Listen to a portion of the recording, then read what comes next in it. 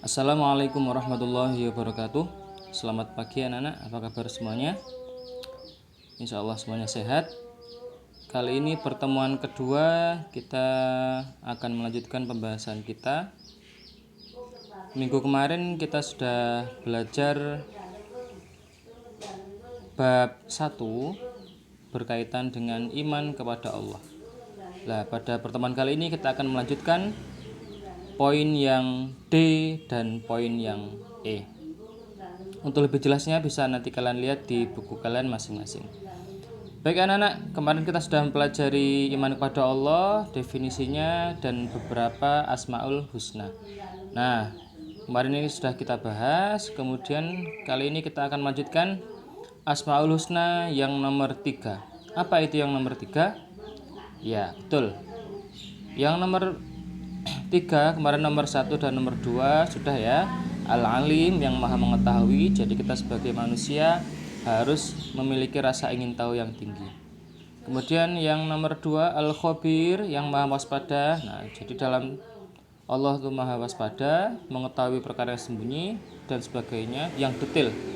Nah, oleh karena itu kita sebagai makhluk Allah senantiasa mawas diri atau waspada, berhati-hati baik di rumah, di sekolah maupun di kegiatan apapun. Baik, yang ketiga sekarang Allah Asmaul Husna, nama-nama Allah yang baik, yaitu adalah As-Sami'. Apa itu artinya As-Sami'? Yaitu Allah Maha mendengar. Mendengar semua suara apapun yang ada di alam semesta ini. Terlebih lagi kita sebagai umatnya, sebagai makhluknya Allah, manusia juga sama, senantiasa didengarkan oleh Allah. Nah, karena Allah sesuai firman-Nya, wallahu sami'un alim, Allah maha mendengar lagi maha mengetahui. Nah, lantas bagaimana perilaku kita mencerminkan iman kepada Allah yang memiliki sifat maha mendengar adalah kita harus berupaya agar segala sesuatu yang kita ucapkan merupakan perkataan yang baik dan berguna, karena kita yakin bahwa Allah selalu mendengar ucapan kita, maupun yang diucapkan maupun yang di dalam hati. Nah, kadang tuh banyak sekarang WA atau main sosmed atau main apa, toksik, kata-kata kotor, komentar kotor. Nah, itu tidak baik, karena Allah maha mendengar. Allah juga mengutus malaikatnya, malaikat raqib atid. Kalau dia berbuat baik, ya dicatat baik. Dia berbuat jelek, dicatat jelek. Walaupun itu masih di dalam hati. Makanya Pak Koim pesen, jangan sampai hati kalian itu kotor. Dendam, iri, sombong, dengki, dan sebagainya. Itu Allah juga maha mendengar. Nah, oleh karena itu, kita sebagai makhluk Allah senantiasa berbuat baik, karena Allah itu maha mendengar. Nah, terlebih lagi dalam hati ya, dalam hati ketika kita berdoa setelah saya sholat, itu kita ucapan, ya Allah saya minta kesehatan, minta rezeki, tapi hati juga harus, karena Allah mendengar di dalam hati kita masing-masing. Seperti itu ya. Oke, lanjut.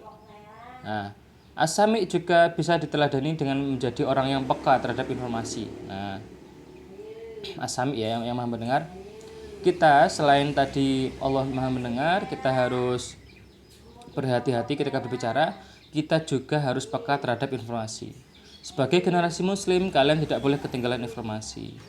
Di samping itu, kalian harus memilih informasi yang baik dan menjauhi informasi yang buruk. Nah, terlebih lagi sekarang musim-musimnya hoax ya. Kadang ada di grup WA tiba-tiba share hoax, vaksin bikin meninggal. Nah, itu hati-hati. Itu kalian harus teliti apakah itu hoax, apakah itu berita palsu dan sebagainya. Ada ambulan keliling-keliling terus dipentungi, dilempari batu. Nah, itu gara-gara apa? Gara-gara berita hoax. Banyak sekali sekarang berita hoax bermasuk ya, berseliweran di timeline kita, dimanapun sudah. Itu hati-hati. Kita harus sering cross check. Apakah benar? Iya ta? Nah, itu harus. Nah, makanya kita sebagai makhluk Allah, yuk informasi yang masuk ke telinga kita saring terlebih dahulu. Jangan ditelan mentah. Harus ada pendalaman, harus ada namanya kalau bahasa sekarang tuh klarifikasi. Iya ta? Nah, itu harus muncul. Iya ta? Tenanan ta? Nah, itu harus. Nah, ya itu karena untuk tabayun, untuk klarifikasi tadi. Oke, itu As-Sami. Oke, sekarang Al-Basir. Asmaul Husna yang keempat adalah Al-Basir. Apa itu Al-Basir?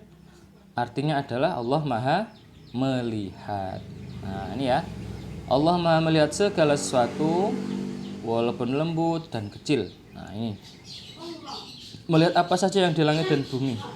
Semuanya alam semesta dapat dipantau oleh Allah Subhanahu wa taala. Sesuai firman-Nya ini ya, surat Al-Hujurat ayat 18. Nah, lantas perilaku kita bagaimana, Pak? Nah, kita sebagai makhluk Allah hendaklah berusaha semaksimal mungkin untuk dapat melihat peristiwa-peristiwa yang terjadi di alam ini sebagai renungan kebesaran Allah. Kita introspeksi diri untuk melihat kelebihan dan kekurangan kita sendiri supaya hidup ini lebih terarah. Nah, terlebih lagi sekarang musim corona anak-anak ya. Kita melihat corona ini bukan hanya sebagai suatu penyakit, tetapi adalah sebagai suatu kebesaran Allah. Bagaimana Pak, kok bisa gitu Pak? Iya, karena Allah menciptakan makhluk yang sangat kecil, yang tidak dapat dilihat oleh kasat mata kita, tapi itu sudah membuat seluruh dunia ya seperti semua kita ketahui ya, seluruh dunia merasakannya. Nah, lantas kita bagaimana? Kita harus sadar diri bahwasanya tidak ada Tuhan selain Allah. Allah Maha besar, Allah Maha melihat segala sesuatu, Allah Maha mengatur segala sesuatu. Itu harus kita yakini. Berarti ini Allah menguji kita supaya kita sabar, supaya kita apalagi introspeksi diri dan lain sebagainya. Contoh lagi, ini bukti kebesaran Allah ya. Adanya misal kamu pernah lihat gerhana bulan ya, atau gerhana matahari. Itu adalah bukti keesaan Allah, bukti kebesaran Allah. Kok bisa Pak? Iya. Mungkin kita bisa membuat rekayasa genetika, membuat semangka tanpa biji, membuat apalah, kita mungkin bisa. Tapi kalau membuat gerhana bulan, gerhana matahari, pasti manusia tidak akan bisa. Nah, kita melihat hal-hal yang sedemikian rupa, itu adalah bukti bahwasanya Allah itu Maha besar, Maha mengatur, Maha melihat dan sebagainya. Nah, itu adalah bukti kita bahwasanya kita itu lemah. Nah, oleh karena itu kita sama Allah diperintahkan untuk melihat segala sesuatu. Mungkin ketika kita sehat ya, kita sekarang sehat alhamdulillah, kita disuruh melihat mungkin ada orang-orang yang sakit. Nah, kita disuruh syukur sama Allah. Alhamdulillah ya Allah, aku masih diberi kesehatan, aku masih bisa belajar, bisa ibadah dan sebagainya. Nah, ketika kita sakit misal, kita harus sadar ya Allah, saya ini lemah, saya butuh pertolonganmu, semoga engkau sembuhkan. Nah, ini adalah bukti bahwasanya kita itu mengesahkan Allah, menuhankan Allah. Bahwasanya Allah itu Maha melihat segala sesuatu. Nah, itu ya. Jadi terakhir Al-Basir ini kita harus sering introspeksi diri. Introspeksi itu gimana Pak? Mawas diri. Aku ini sudah baik apa belum sih? Aku ini kemarin berbuat jahat apa aja sih? Itu dikoreksi. Kalau hari ini harus lebih baik daripada hari kemarin, dan besok harus lebih baik daripada hari ini. Itu adalah penerapan sikap Al-Basir. Paham ya? Nah, bisa nanti kalian tanyakan di kolom komentar nanti. Baik, lanjut. Nah, ini yang terakhir dari Pak Koyung. Sekarang poin yang E. Nah, poin yang E ini nanti bisa kalian baca sendiri fullnya di PDF-nya masing-masing. Hikmah beriman kepada Allah Subhanahu wa taala. Dari sekian definisi awal, pengertian, terus pembagian Asmaul Husna, kemudian kita poin E yaitu hikmah.